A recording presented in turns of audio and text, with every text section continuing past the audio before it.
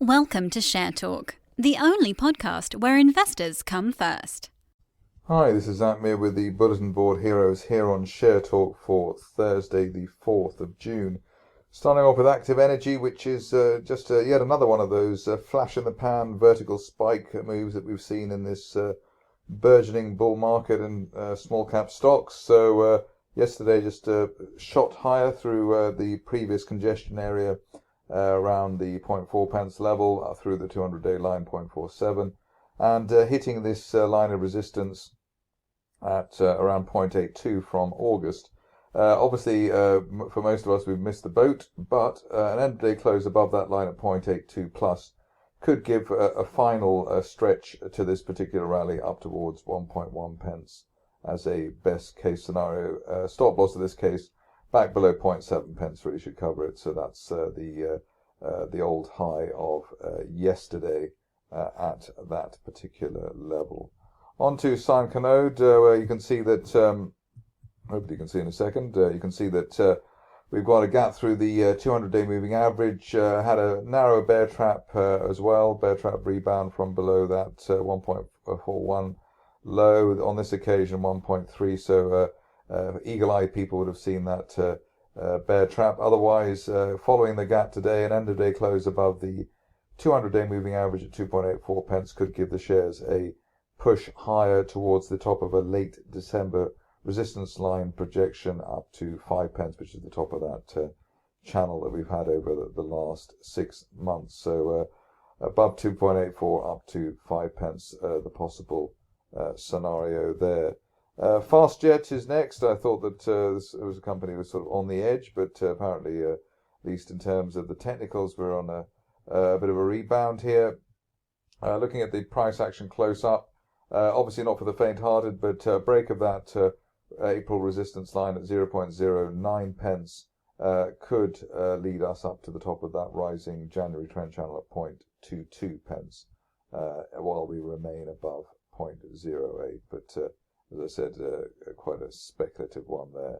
Less speculative and hopefully more steady and sure is the current setup at Jubilee Metals. Here you can see that the shares are back above the 200-day moving average at 3.5 pence for the first time since early March, i.e. recouping the post-COVID crash losses. Situation here is hopefully that we're in a wide rising trend channel from November, heading up to around 6.5 pence. That target valid, especially while we hold above the 200-day line, but one could allow down to the 50-day line and the floor of the channel at 2.9 pence in chasing that particular target over the next month or two.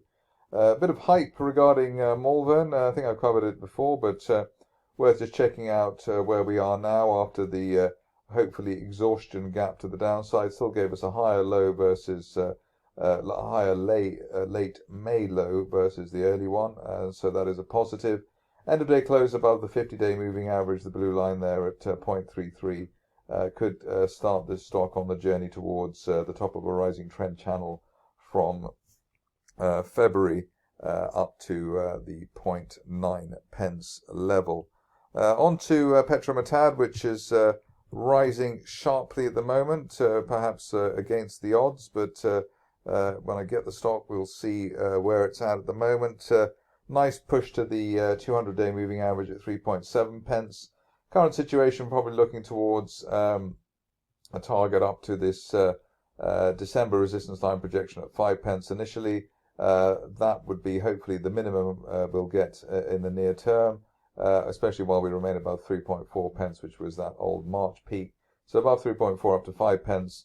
And then ideally the shares progress and try and recoup all the rather significant losses that there have been over the last year or so. But looks like a steady start there for PETRONAS. A bit of a request here for NOVASITE. I've gone quiet on the shares over the recent last couple of weeks. Normally when I go quiet, it means that I'm standing back, or maybe I have not quite so much faith in the bull argument as I had before. That proved to be a correct assumption in the sense that really the shares should have held the 3 to 350 area They didn't do that. They didn't hold the 50-day or the 20-day moving average either. 50-day at 322, 20-day at 309. Currently, we've got a risk of a test for support at this uptrend line from the end of January. That's running at around the 225 level, and that would tie in with the gap that we've got there between 217 and 236 for the shares. So possibly one more day of testing for support, but ideally 220 to 230 comes in as lasting support for the shares, and after that they can then regroup and head higher. Overall, the best case scenario would be that we're in a rising trend channel, as I've drawn there, and a break of the 50-day line will eventually take the shares up to the top of the channel at 600 pence. So let's see how that particular situation develops. Open Orphan is next. Solid news from the company today, as we have had on many days in the recent past. Rising trend channel there from March, floor of the channel just shy of 14 pence.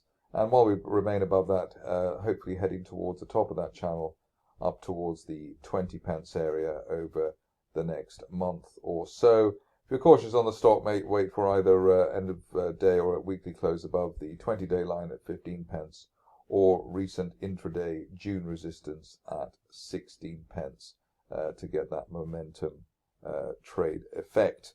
On to Powerhouse Energy, which I'm only including today because every time I seem to chart the stock, somebody comes up with a negative article about it. So let's see whether that instills the same kind of reaction today. But at least looking at the chart itself, this looks like a bullish situation, not a flash in the pan. The reason for saying that is that we've got a bull flag here between 2.6, or a bullish range between 2.6 and 4 pence.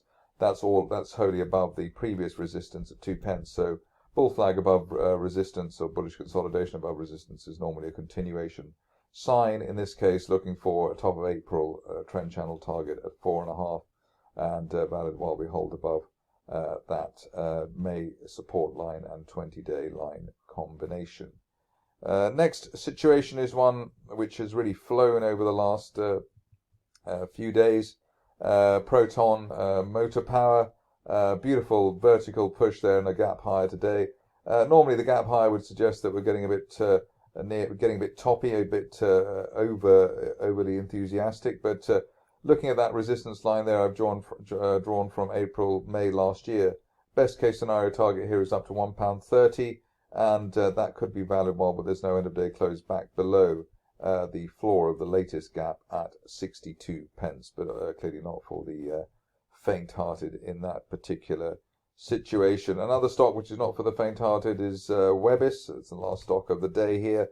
Here you can see that we've got this bull flag, V-shaped bull flag as I call it, above old April, late May resistance and April resistance as well.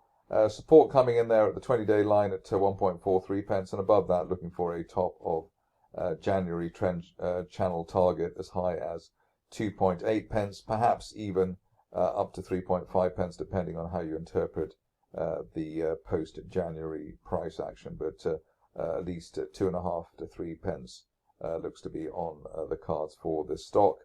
End of day close above 2 pence would be the momentum trigger for those who are on the cautious side. That's it for me today. More updates tomorrow. Thank you for listening. Remember to visit our website for more news and other podcasts at www.share-talk.com.